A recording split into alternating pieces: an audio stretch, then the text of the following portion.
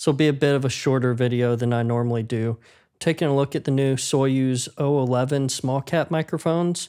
I know a lot of people were curious to hear how this sounded next to their original small cap, the 013 FET. Right now, I've got two of these here in the studio, and you're hearing me speak through one of them for the dialogue. I have two of these here.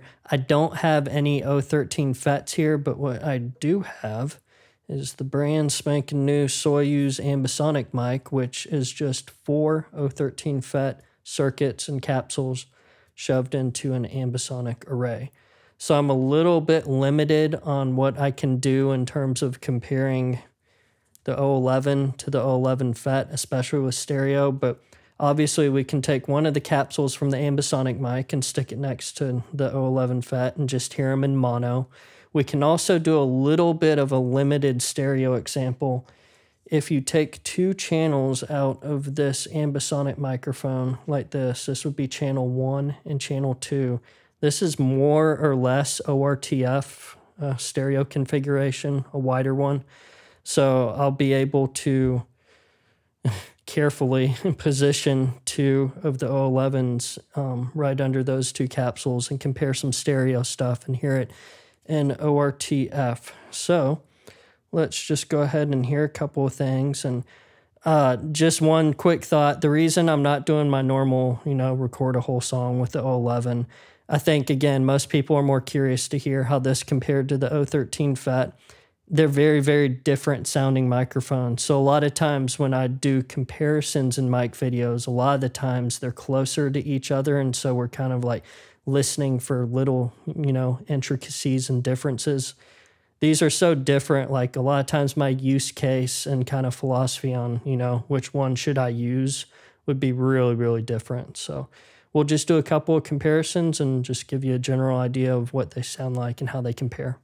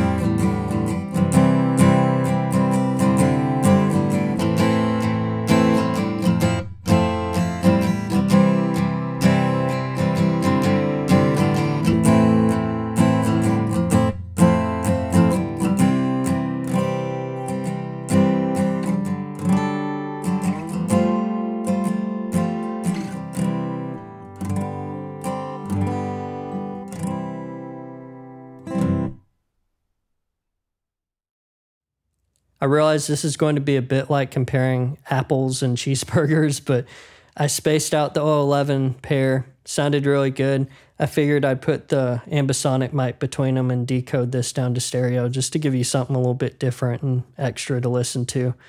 Obviously, there's going to be a big, sonic frequency response difference, but kind of listen for the difference in the stereo field and how they're represented, because I've said this to a lot of people, but the Ambisonic mic decodes the stereo very differently than any other stereo technique I've heard or worked with. So this is a good kind of quick example to hear that difference back to back.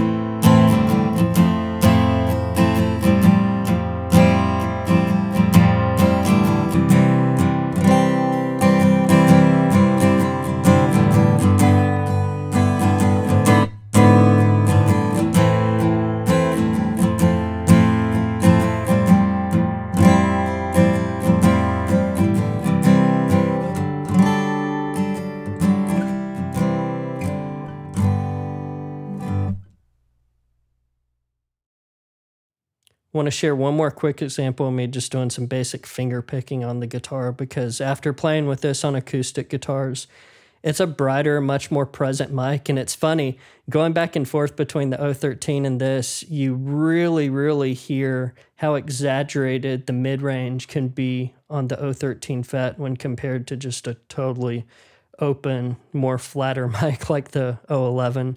So I just wanted to show a quick finger picking example on guitar, because a lot of times when you do softer finger picking on bigger, boomier, mid-rangey guitars, a lot of times the kind of tone can get a little muddy and, not very clear. So I think this is definitely a winner for finger picking guitar. I think this will probably be something that I'll reach for a lot in the future when I'm dealing with finger picking, especially.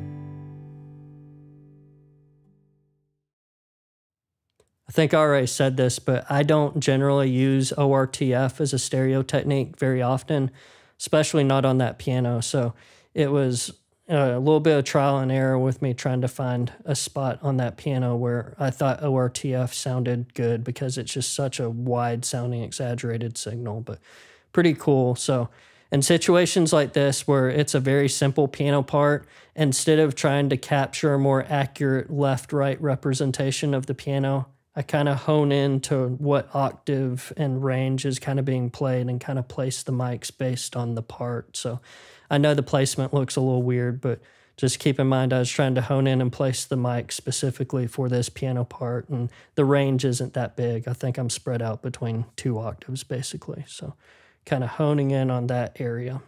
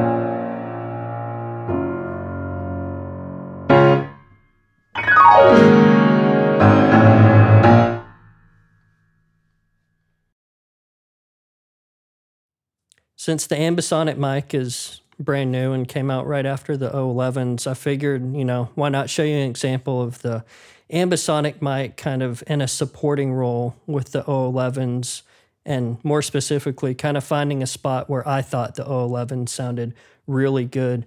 One thing about my older Kauai piano is that it's a bit of a warm and sometimes muddy sounding piano, and the overtones can be a little too much sometimes.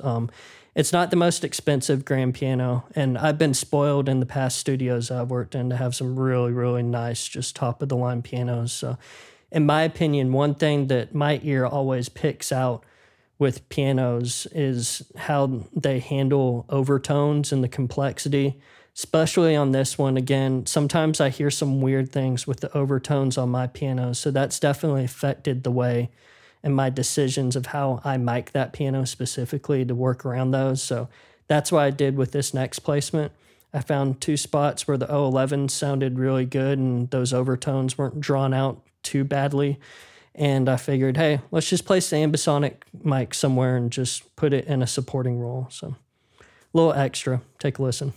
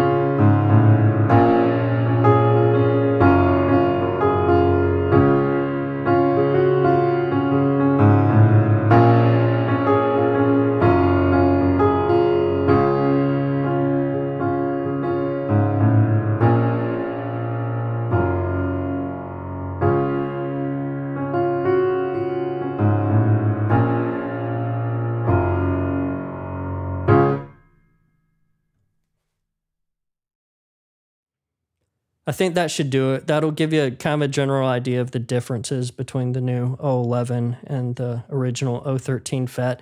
They're such different sounding mics that, it's just kind of going to be on a case-by-case basis on which mic I would pick for which source, depending on what type of music and what I'm trying to do.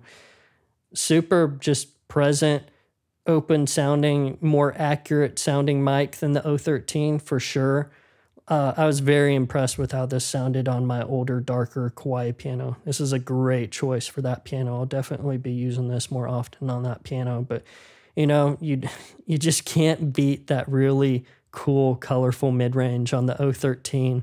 And I knew just from experience of using other small caps that the O13 definitely has a bit more of a unique, colorful mid-range, but it's funny listening to it back to back with the O11, you're able to tell right off the bat like how big of a difference there is between those two mics and just how present that mid-range is in the O13. So that was really interesting. It's always cool to hear mics different ways when you contrast it with something that's just on the opposite end of the spectrum. So definitely don't think of this as like a cheaper, option from Soyuz. It's a very different sounding color to add to your mic cabinet, and it just happens to be cheaper because it's probably a bit smaller and doesn't have a transformer. So yay, cheaper. But yeah, very cool mic. I was very impressed, and it's great to have something that sounds very different from the O13, which I've been in love with for a while now. So yeah, I hope that helped you.